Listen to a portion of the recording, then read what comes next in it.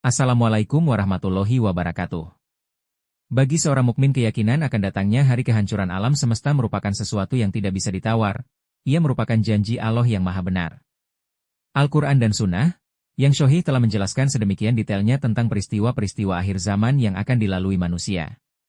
Sungguh telah kufur pemikiran yang menafikan Imam Mahdi, Dajjal, turunnya Isa, Yajuj dan Majuj dan Asyratus Sa'ah lainnya. Para ulama berbeda pendapat tentang urutan tanda-tanda kiamat kubro. Urutan tersebut ini merupakan hasil kompromi dari tulisan Syekh Yusuf bin Abdillah bin Yusuf Al-Wabil dalam kitab Asyratus Sa'ah dan pendapat Amin Jamaluddin dalam kitab Umur Umat Islam. Lihat tanda-tanda kiamat oleh Syekh Yusuf bin Abdullah Al-Wabil. Tanda-tanda hari kiamat itu bagaikan marjan-marjan yang disusun atau dirangkai dengan kawat atau kabel. Bila kabel itu putus, maka sebagian mengikuti sebagiannya. Sebelum terjadinya Asyratus Sa'ah Al-Kubra atau tanda-tanda kiamat besar, Rasulullah Shallallahu Alaihi Wasallam menceritakan beberapa tanda-tanda kecil lainnya yang telah terjadi, di antaranya. 1. Penaklukan Baitul Maqdis. 2. Menyebarnya penyakit haun di Anwas. 3. Terjadinya berbagai macam fitnah. 4. Menyebarnya perjudian, arak, zina, perampokan dan musik dianggap halal. 5. Banyaknya kemusyrikan di kalangan umat Islam. 6. Budak wanita melahirkan tuannya. 7. Orang tua banyak yang bersikap seperti anak muda. 8. Tersebarnya penyakit kikir dan bahil. 9. Banyak perdagangan dan pasar makin berdekatan. 10. Mengucapkan salam hanya kepada orang yang dikenalnya. 11. Lenyapnya orang-orang syolih. 12. Banyaknya kebohongan dan sumpah palsu. 13. Banyaknya kematian mendadak. 14. Wanita-wanita berpakaian tetapi telanjang. 15. Banyak hujan tapi tumbuh-tumbuhan hanya sedikit. 16. Banyak huru-hara dan pembunuhan. 17. Disia-siakannya amanat. 18. Munculnya orang-orang yang mengaku nabi, bahkan jumlahnya mencapai 30 orang. 19. Kaum wanita lebih banyak dari pria, hingga perbandingan mencapai 50:1. 20. Banyaknya kekejian, pemutusan silaturahmi dan buruknya hubungan antara tetangga. 21. Dihilangkannya ilmu dan kebodohan merajalela. 22. Orang-orang gunung berlomba-lomba dalam membangun gedung. 23. Sering terjadinya gempa bumi, perubahan muka, dan kerusuhan. 24. Orang yang hina diberi kedudukan yang terhormat, dan sebagainya. Urutan waktu dan peristiwa-peristiwa yang sedang kita nantikan, seperti terlihat diantaranya sebagai berikut. Perang akhir zaman atau Armageddon. Secara tekstual, tidak satu hadits pun yang menyebut lafaz Armageddon. Jika yang dimaksud dengan Armageddon adalah perang persekutuan internasional yang mencakup agama dan politik, maka sabda Nabi yang mengisyaratkan akan hal itu adalah, kalian akan mengadakan perdamaian dengan bangsa Rum dalam keadaan aman.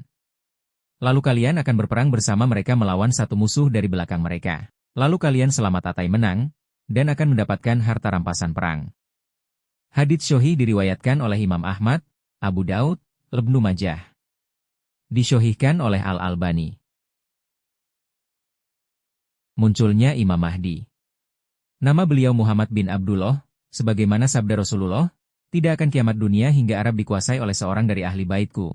Namanya mencocoki namaku dan nama bapaknya mencocoki nama bapakku. Dia akan memenuhi dunia dengan keadilan sebagaimana sebelumnya dipenuhi dengan kezaliman dan kejahatan. Hr. Abu Dawud dalam Kitabul Mahdi, Tirmidzi dalam Kitabul Fitan bab ma ja'a fil Mahdi, dan beliau berkata hadits ini hasan sahih. Berkata Syekh Al-Albani, sanadnya hasan. Beliau menetap di bumi antara 7-9 tahun, memerangi musuh-musuh Islam dan fitnah Dajjal. Imam Mahdi muncul dan arah timur, kemunculannya di masa perjanjian damai antara kaum muslimin dengan Bani Ashfar, hingga akhirnya mereka mengkhianati kaum muslimin. Selanjutnya beliau menjadi pimpinan tertinggi dalam seluruh pertempuran berikutnya. Beliau muncul saat wafatnya seorang khalifah, kemudian ia keluar menuju Mekah dan dikejar-kejar oleh satu pasukan dari umat Muhammad, hingga apabila sampai di sebuah tempat yang bernama Al-Baidah, pasukan itu ditelan bumi. Kemudian Imam Mahdi dibaiat oleh kaum muslimin antara sudut Ka'bah dan makam Ibrahim. Rasulullah bersabda, jika kamu melihatnya maka berbaiatlah walaupun harus merangkak di atas salju, karena dia adalah Khalifah Allah Al-Mahdi. Hr. Ibnu Majah, Sahih. Dengan demikian keberadaan Imam Mahdi belum bisa diketahui hingga ada satu pasukan yang mengejar seorang Arab. Namun Allah menenggelamkan mereka di Al-Baidah. Dengan begitu dapat dipastikan bahwa yang dikejar-kejar adalah Imam Mahdi, hingga berbondong-bondong kaum muslim memaksanya untuk dibaiat. Hadits-hadits tentang Imam Mahdi. Al-Mahdi adalah dari golongan kami, ahli bait. Allah akan mengisytihlahnya hanya dalam satu malam. Hr. Ahmad dan Ibnu Majah. Al-Mahdi adalah keturunanku, lebar dahinya dan mancung hidungnya. Ia memenuhi bumi dengan kejujuran dan keadilan sebagaimana sebelumnya dipenuhi dengan kezaliman dan penganiayaan. Ia akan berkuasa selama 7 tahun. Hr. Abu Daud dan Al-Hakim, Sahih. Imam Mahdi adalah Khalifah Rashidah, ala nahji nubuwah yang dijanjikan oleh Nabi akan muncul di akhir zaman. Dalam hal ini sebagian ulama berbeda pendapat tentang Khilafah Rashidah terakhir, apakah ia Imam Mahdi ataukah lainnya. Namun dengan mengkompromikan antara hadits Imam Mahdi dan Khalifah, ala nahji nubuwah, sebagian ulama menyimpulkan bahwa Imam Mahdi adalah Khilafah, ala nahji nubuwah itu sendiri. Hadis tersebut adalah dari Qais bin Jabir Asy-Syadafi dari ayahnya dari kakeknya secara marfu. Setelah zamanku, akan muncul para khalifah, di mana setelah para khalifah akan muncul pada akhir dan setelah para amir akan muncul para raja. Setelah para raja akan muncul para diktator, kemudian muncullah seorang laki-laki yang berasal dari umatku yang akan memenuhi bumi dengan keadilan, sebagaimana sebelumnya dipenuhi oleh kezaliman. Hr. Tabrani dalam Al-Kabir, Ibnu Mandah, Abu Naim dan Ibnu Asakir, juga disebutkan oleh Ibnu Hajar Al-Asqalani dalam Fathul Bari Juz 13, Kitab Al-Ahkam halaman 214. Hadits-hadits tentang Imam Mahdi mencapai derajat mutawatir maknawi. Perang melawan semenanjung Arabia. Mereka adalah suku Quraisy yang dipimpin oleh seorang laki-laki yang bernama Sufyani, di mana ia meminta bantuan kepada suku para pamannya, yakni suku Kalab. Namun Imam Mahdi berhasil mengalahkan mereka. Sabda Nabi, kamu akan memerangi semenanjung Arabia, lalu Allah akan menaklukkannya untukmu. Setelah itu Persia, di mana Allah akan menaklukkannya untukmu. Kemudian Rum, di mana Allah akan menaklukkannya untukmu. Kemudian kamu akan memerangi Dajjal, dan Allah akan menaklukkannya untukmu. Hr. Muslim. Peperangan ini terjadi pada masa pengkhianatan Rum dan ketika mereka sedang mengumpulkan kekuatan untuk memerangi kaum muslimin. Perang melawan Persia. Rasulullah bersabda, kalian akan memerangi negeri Persia, dan Allah akan menaklukkannya untukmu. Hr. Muslim. Menurut sebagian pendapat mereka adalah kelompok Syiah Iran atau Persia, yang merupakan musuh Ahlul Sunnah. Kaum Syiah merasa jengkel karena Imam Mahdi yang muncul bukan salah satu dari Imam 12 yang dijanjikan kepada mereka. Mereka berangkat untuk memerangi Al-Mahdi dan pasukannya. Namun dalam peperangan ini, Imam Mahdi berhasil mengalahkan mereka. Pengkhianatan Rum dan kedatangan mereka untuk menyerang. Kaum Rum mengkhianati kaum Muslim setelah perang akhir zaman. Mereka menyusun makar untuk menyerang kaum Muslimin dengan mengerahkan 80 bendera yang masing-masing bendera terdiri dari 12.000 tentara. Rasulullah bersabda, kalian akan mengadakan perdamaian dengan bangsa Rum dalam keadaan aman. Lalu kalian akan berperang bersama mereka melawan satu musuh dari belakang mereka. Lalu kalian selamat atau menang dan akan mendapatkan harta rampasan perang. Kemudian kalian akan sampai ke sebuah padang rumput yang luas dan berbukit-bukit. Maka berdirilah seorang laki-laki dari kaum Rum, lalu ia mengangkat tanda salib dan berkata, salib telah menang. Maka datanglah kepadanya seorang laki-laki dari kaum muslimin dan membunuh laki-laki Rum tersebut. Lalu kaum Rum berkhianat dan terjadilah, di mana mereka akan menghadapi kalian di bawah 80 bendera, dan tiap-tiap bendera terdapat 12.000 tentara. Diriwayatkan oleh Imam Ahmad, Abu Daud, Ibnu Majah, disyahihkan oleh Albani dalam Mentahqiq. Malhamah Kubra. Ini merupakan pertempuran terdahsyat yang terjadi antara kaum muslimin dengan Romawi. Dalam pertempuran ini kedua belah pihak bertempur tidak lagi menggunakan senjata modern, namun hanya menggunakan kuda dan pedang. Karena seluruh senjata modern musnah dalam peristiwa Perang Besar Akhir Zaman atau Armageddon. Pertempuran besar, Al-Malhamah Kubra, terjadi di sebuah daerah yang bernama Ghutah dekat Damaskus, di mana tempat itu menjadi pusat kaum muslimin saat itu. Perang ini dipimpin langsung oleh Imam Mahdi. Kaum Rum bergerak menuju Syria dan turun di kota Amak atau Dabik, dalam sebuah kumpulan tentara dengan 80 bendera. Setiap bendera terdapat 12.000 tentara. Perang Al-Malhamah Kubra terjadi selama 4 hari berturut-turut, 1 atau 3 dan kaum muslimin melarikan diri dari pertempuran, yang mana dosa mereka tidak akan diampuni oleh Allah. Dan 1 atau 3 lagi mendapatkan syahid, dan sisanya yang 1 atau 3 akan mendapatkan kemenangan yang mana mereka tidak akan tersesat untuk selama-lamanya. Syahih Muslim dalam Al-Fitan wa Asyratu Sa'ah. Dalam hadits lain disebutkan, pada waktu pertempuran itu akan terjadi kemurtatan yang sangat banyak. Kemudian kaum muslim maju dengan suatu pasukan depan yang berani mati, syurtah, yang tidak akan mundur kecuali dalam keadaan menang. Lalu mereka terus bertempur hingga mereka terhalang oleh malam. Maka setiap pihak mendapatkan harta rampasan perang, hingga tidak ada yang dikatakan sebagai pihak yang menang. Dan akhirnya pasukan muslimin itu hancur. Kemudian kaum muslimin maju dengan satu pasukan berani mati, yang tidak akan kembali kecuali dalam keadaan menang. Mereka terus bertempur hingga mereka terhalang oleh malam. Maka setiap pihak mendapatkan harta rampasan perang, hingga tidak ada yang dikatakan sebagai pihak yang menang. Dan akhirnya pasukan muslimin itu hancur. Kemudian kaum muslimin maju dengan satu pasukan berani mati, yang tidak akan kembali kecuali dalam keadaan menang. Mereka terus bertempur sampai senja. Maka setiap pihak mendapatkan harta rampasan perang, hingga tidak ada yang dikatakan sebagai pihak yang menang. Dan akhirnya pasukan muslimin itu hancur.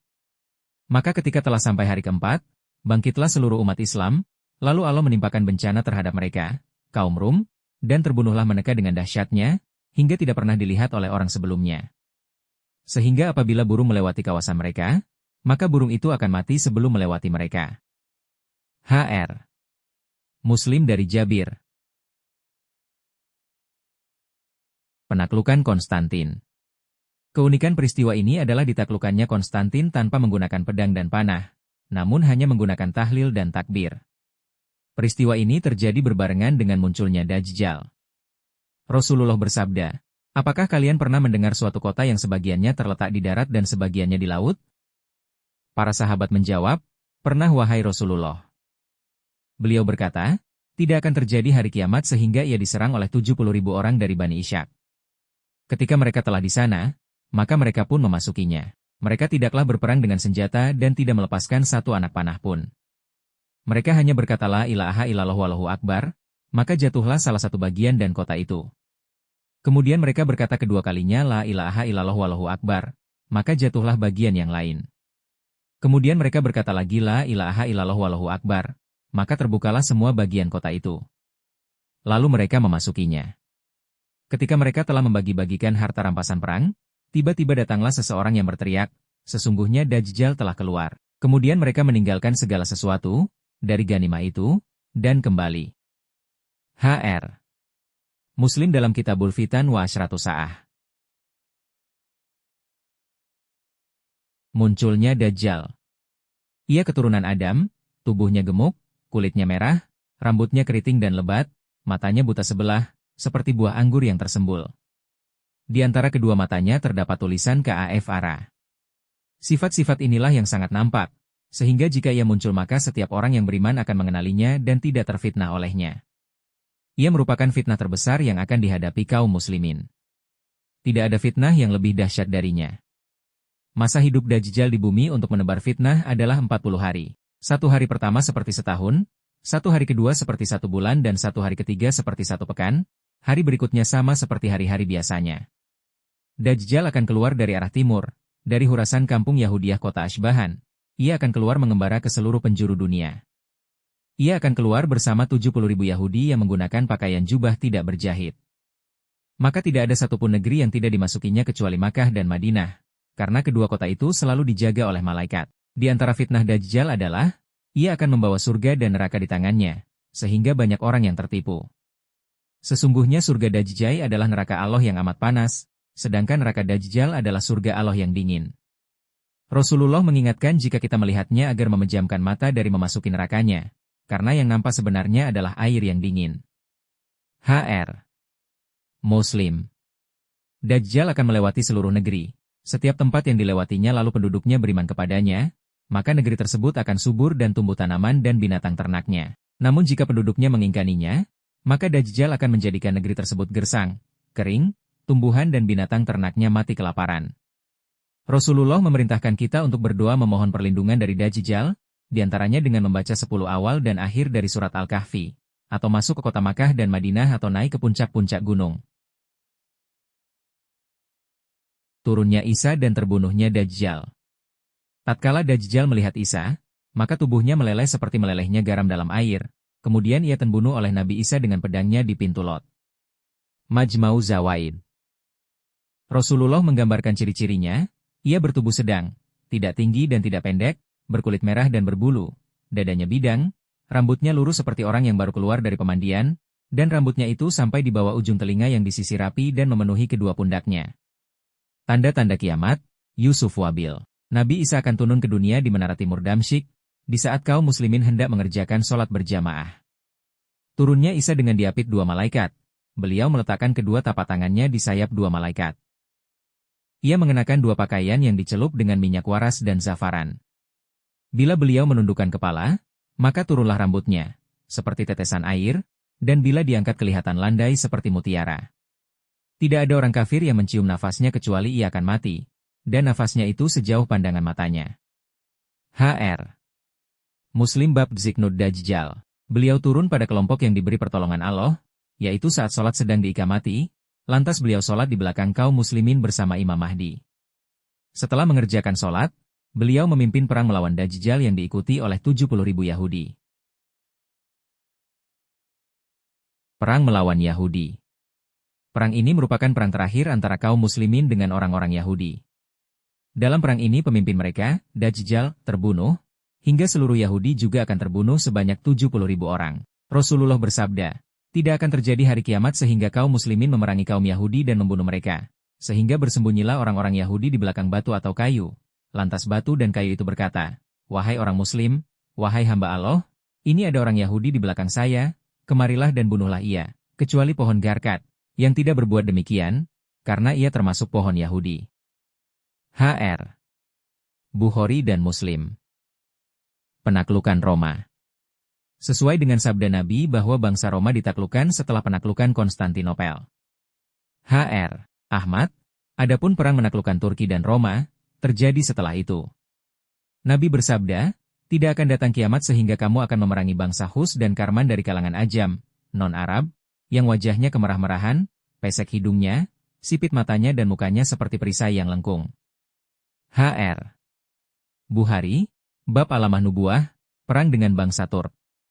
Ada yang berpendapat bahwa bangsa Turk saat ini orang-orang Cina, Rusia, Jepang, Mongol dan yang sejenis dengan mereka. Rasulullah bersabda tidak akan terjadi kiamat sehingga kamu memerangi kaum yang trompa mereka terbuat dan bulu, dan sehingga kamu memerangi bangsa Turk yang bermata sipit, bermuka merah, berhidung pendek atau pesek, mukanya seperti perisai yang lengkung. Hr. Bukhari. Munculnya Yajuj dan Majuj. Mereka adalah keturunan Yafids, ayah Tark, dari Nabi Nuh, An-Nihayah. Mereka turun ke dunia untuk berbuat kerusakan, tidak ada satupun manusia sanggup untuk melawannya. Hingga akhirnya Nabi Isa berdoa kepada Allah agar membinasakannya. Mereka adalah suatu kaum yang buas dan beringas yang akan turun dari yang tinggi. Saat mereka turun, mereka mendatangi Danau Tabariyah dan meminum habis semua airnya. Saat itu Nabi Isa dan kaum muslimin bertahan di gunung dan tidak mampu menghadapinya. Hingga kaum muslimin memohon kepada Nabi Isa untuk berdoa agar Allah membinasakan mereka. Nabi Isa pun berdoa, akhirnya Allah mengirimkan ulat dari langit yang menggerogoti tubuh mereka. Kaum Yajuj dan Majuj pun mati seketika seperti matinya seorang saja. Kemudian Allah mengirimkan air hujan hingga membawa bangkai-bangkai mereka ke lautan. Saat ini kaum Yajuj dan Majuj masih berada di dalam dinding yang dulu pernah dibangun oleh Raja Zulkarnain dengan menggunakan besi dan tembaga yang dicor. Menurut sebuah riwayat, dinding tersebut terletak di sebuah pegunungan Kaukasus antara Turki dan Rusia. Dan dinding tersebut tidak akan hancur kecuali setelah datangnya janji Allah kepada mereka, yaitu di akhir masa Nabi Isa dan Imam Mahdi. Masa-masa aman. Masa-masa aman ini mulai terjadi di akhir masa kehidupan Nabi Isa dan Imam Mahdi hidup satu masa. Setelah 7 tahun tinggal di dunia, maka Allah mewafatkan keduanya. Mereka akan disyolati oleh orang-orang Muslim. Hr. Ahmad, Fathul Bari.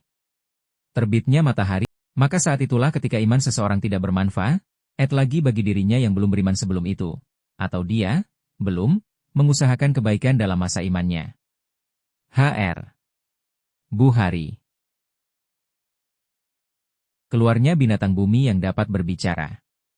Binatang tersebut akan keluar dari Mekah Mukarramah, dari masjid yang terbesar, Majma'u Zawaidi. Dia akan keluar 3 kali, pertama di lembah, kemudian sembunyi, lalu keluar di suatu desa, kemudian sembunyi dan yang ketiga akan muncul dari Mekah. Dan apabila perkataan telah jatuh atas mereka, kami keluarkan sejenis binatang melata dari bumi yang akan mengatakan kepada mereka, bahwa sesungguhnya manusia dahulu tidak yakin kepada ayat-ayat kami. Quran Surat An-Naml ayat 82. Akan muncul binatang itu dengan membawa tongkat Musa dan cincin Sulaiman, lalu memberi tanda kepada orang-orang kafir. Hr. Ahmad Shohih. Binatang itu akan memberi tanda pada setiap manusia, hingga nampak siapa yang beriman dan siapa yang kafir. Keluarnya asap. Asap ini akan menyebabkan seorang mukmin seperti demam, sedang kepada orang kafir akan menyebabkan seperti melepuh dan keluar asap dari telinganya. Asap ini muncul sebagai peringatan awal bagi orang-orang kafir. Ia akan berjalan selama 40 hari dan meliputi seluruh manusia. Oleh karena itu, setelah kemunculan asap ini, akan datang angin yang lembut dari arah Yaman yang akan mencabut nyawa setiap orang mukmin. Datangnya angin lembut yang bertiup untuk mengambil arwah orang mukmin. Dalam sebuah hadits disebutkan, tiba-tiba Allah mengirimkan angin yang baik, lantas menerpa mereka lewat ketiak mereka, kemudian mengambil ruh tiap-tiap orang mukmin dan muslim, dan tinggallah manusia-manusia jahat yang keadaannya kacau balau seperti himar. Maka pada zaman mereka itulah kiamat terjadi. Hr. Muslim. Angin ini datang dari arah Yaman, dan dalam riwayat lain disebutkan dari arah Syam. Setelah kejadian ini tidak ada lagi manusia yang menyebut lafaz Allah. Kejahatan menyebar di seluruh muka bumi, sampai-sampai seseorang menerkam wanita dan menzinanya di tengah jalan, sehingga orang terbaik saat itu berkata, alangkah baiknya jika aku melihat wanita tersebut di balik tembok ini. Ia tidak mengingkari, namun menganjurkan agar tidak mengerjakannya terang-terangan. Penghalalan Baitullah dan penghancuran Ka'bah. Peristiwa ini terjadi setelah tidak ada lagi seorang mukmin pun di muka bumi. Setelah penghancuran ini Ka'bah dan Baitullah tidak akan dimakmurkan lagi selama-lamanya. Yang menghancurkan Ka'bah adalah seorang laki-laki botak dari Habasyah bernama Dzusuwaikatain. Ia menghancurkan Ka'bah, merusak perhiasannya, melepas kiswahnya dan mengambil batunya satu persatu dengan sekop dan cangkul. Pembenaman bumi di timur, barat dan tanah Arab. Ketiga tanda ini tidak akan dialami oleh orang mukmin, karena mereka telah wafat sebelumnya disebabkan angin yang datang dari arah Yaman. Sesungguhnya kiamat baru akan terjadi pada seburuk-buruk manusia. Munculnya api yang menggiring manusia ke mahsyar. Rasulullah bersabda, dan yang terakhir adalah api yang keluar dari Yaman dan menggiring manusia ke tempat berkumpul mereka. Hr. Muslim. Api tersebut tidak akan membiarkan seorang kafir pun, akan tetapi ia akan menggiring manusia menuju mahsyar dengan sejadi-jadinya. Maka barang siapa yang terlambat di belakang, ia akan terbakar. Api tersebut akan menggiring mereka ke bumi mahsyar di Syam. Dalam hal ini manusia menjadi 3 kelompok, ada yang penuh harapan, mereka makan dan berpakaian, satu lagi berjalan dan berlari, dan satu lagi akan terseret mukanya dan digiring ke api. Hr. Ahmad. Berdirinya kiamat, peniupan sangkakala dan kehancuran alam semesta. Pada tiupan pertama, hancurlah seluruh alam semesta ini dengan seluruh isinya. Allah berfirman, dan ditiuplah sangkakala, maka matilah siapa saja yang ada di langit dan di bumi kecuali siapa-siapa yang dikehendaki oleh Allah. Quran Surat Az-Zumar ayat 68. Peniupan kedua dan kebangkitan seluruh makhluk serta berkumpulnya mereka di mahsyar. Pada tiupan kedua, bangkitlah seluruh makhluk untuk bersiap-siap memasuki alam padang mahsyar di akhirat. Trompet atau sangkakala adalah seruling yang bentuknya seperti tanduk besar yang siap ditiup oleh malaikat Israfil yang menunggu kapan diperintahkan untuk meniupnya. Tiupan yang pertama adalah untuk mengejutkan manusia dan membinasakan mereka dengan kehendak Allah. Dan ditiuplah sangkakala maka matilah semua yang di langit dan di bumi kecuali siapa yang dikehendaki oleh Allah. Quran Surat Az-Zumar ayat 68. Tiupan ini akan menimpa seluruh alam dengan guncangan yang keras dan hebat, sehingga merusak seluruh susunan alam yang sempurna ini. Ia akan membuat gunung menjadi rata dan melumat bumi dengan selumat-lumatnya, membuat laut saling beradu dan mengeluarkan api, bintang bertabrakan, matahari akan digulung, lalu hilanglah cahaya seluruh benda-benda di alam semesta. Setelah itu keadaan alam semesta kembali seperti ketika awal penciptaannya. Allah menggambarkan kedahsyatan saat kehancuran tersebut sebagaimana firman-Nya, "Hai manusia, bertakwalah kepada Tuhanmu. Sesungguhnya kegoncangan hari kiamat itu adalah suatu kejadian yang sangat besar, dahsyat. Ingatlah, pada hari ketika kamu melihat kegoncangan itu, lalailah semua wanita yang menyusui anaknya dari anak yang disusuinya dan gugurlah kandungan segala wanita yang hamil. Dan kamu lihat manusia dalam keadaan mabuk, padahal sebenarnya mereka tidak mabuk, akan tetapi azab Allah itu sangat keras." Quran Surat Al-Hajj, ayat 1-2. Sedangkan pada tiupan kedua adalah tiupan untuk membangkitkan seluruh manusia. Dan tiuplah sangkakala kedua, maka tiba-tiba mereka keluar dengan segera dari kuburnya, menuju kepada Rob mereka. Quran Surat Yasin ayat 51. Rasulullah bersabda, kemudian ditiuplah sangkakala, di mana tidak seorang pun yang tersisa kecuali semuanya akan dibinasakan. Lalu Allah menurunkan hujan seperti embun atau bayang-bayang, lalu tumbuhlah jasad manusia. Kemudian sangkala yang kedua ditiup kembali, dan manusia pun bermunculan, bangkit, dan berdiri. HR Muslim. Itulah terjadinya di akhir zaman dan menuju ke padang mahsyar dan terjadinya hari kiamat. Semoga kita semua kaum muslimin muslimat semoga selalu mengingat Allah dan meningkatkan ibadah kita kepada Allah Subhanahu wa Ta'ala. Amin. Saya akhiri, wassalamualaikum warahmatullahi wabarakatuh.